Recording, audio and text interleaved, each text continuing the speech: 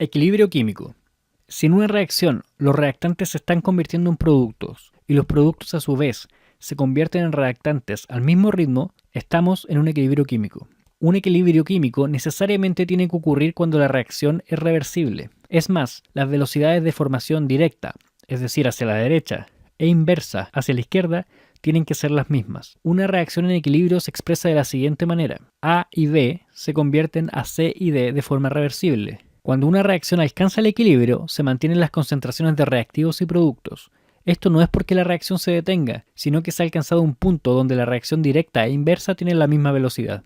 Una vez alcanzado el equilibrio, existe una constante, llamada constante de equilibrio, la cual equivale a la multiplicación de la concentración de cada uno de los productos elevado a su coeficiente estequiométrico. Todo esto partido por la multiplicación de cada uno de los reactantes elevado también a su coeficiente estequiométrico. Si esta constante es mayor que 1, significa que hay mayor concentración de productos que reactantes. Si es igual a 1, significa que el producto de las concentraciones es el mismo. Y si es menor a 1, significa que la concentración de reactantes es mayor que la concentración de productos. Podemos obtener tres reglas con respecto al uso de las constantes de equilibrio. La primera, la constante de equilibrio de una reacción en el sentido inverso es el inverso de la constante de equilibrio de la reacción en el sentido directo.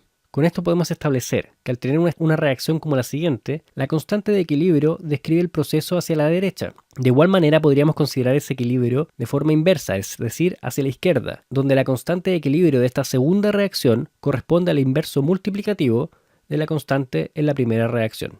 Regla número 2. La constante de equilibrio de una reacción que ha sido multiplicada por un número es la constante de equilibrio elevado a una potencia igual a este número. En el caso del equilibrio anterior, si se multiplicaran los coeficientes estequiométricos de cada una de las sustancias por 2, obtendríamos la siguiente constante de equilibrio. Esto resulta de vital importancia cuando una reacción necesita ser balanceada y se necesita además calcular su constante de equilibrio. Regla número 3. La constante de equilibrio para una reacción neta compuesta de dos o más pasos es el producto de las constantes de equilibrio de los pasos individuales. Es decir, al tener dos reacciones y lograr sumarlas, podemos multiplicar las constantes de equilibrio de cada una de ellas y obtener una constante de equilibrio para la reacción global. Formas de afectar el equilibrio. Científicos como Le Chatelier y Brown se preguntaron cómo alterar la constante de equilibrio de una reacción reversible y lograron concluir que los factores que desplazan el equilibrio, es decir, qué lado de la ecuación se comienza a producir en mayor cantidad, son temperatura. Al variar la temperatura, dependiendo si la reacción es endotérmica o exotérmica, pueden ocurrir dos cosas. En el caso de las reacciones exotérmicas, estas liberan calor. Por lo tanto, al aumentar la temperatura, el equilibrio se ve desplazado hacia el lado izquierdo.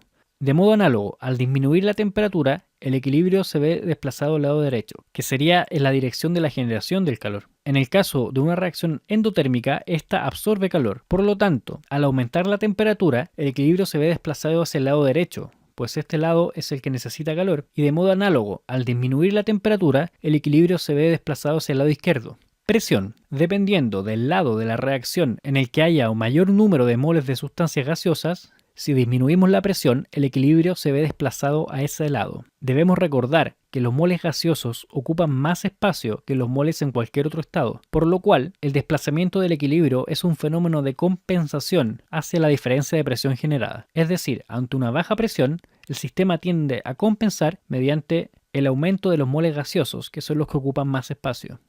La última forma de afectar el equilibrio es alterar las concentraciones. Si agregamos un componente del lado izquierdo, el equilibrio se ve desplazado hacia el lado derecho. Análogamente, si agregamos un componente al lado derecho, el equilibrio se ve desplazado hacia el lado izquierdo. De igual forma, si de alguna manera se logra retirar un reactante o producto de la mezcla, el equilibrio se logrará desplazar hacia el lado de la sustancia retirada. Estos desplazamientos en el equilibrio se tienen que entender como una manera de compensar el factor alterado.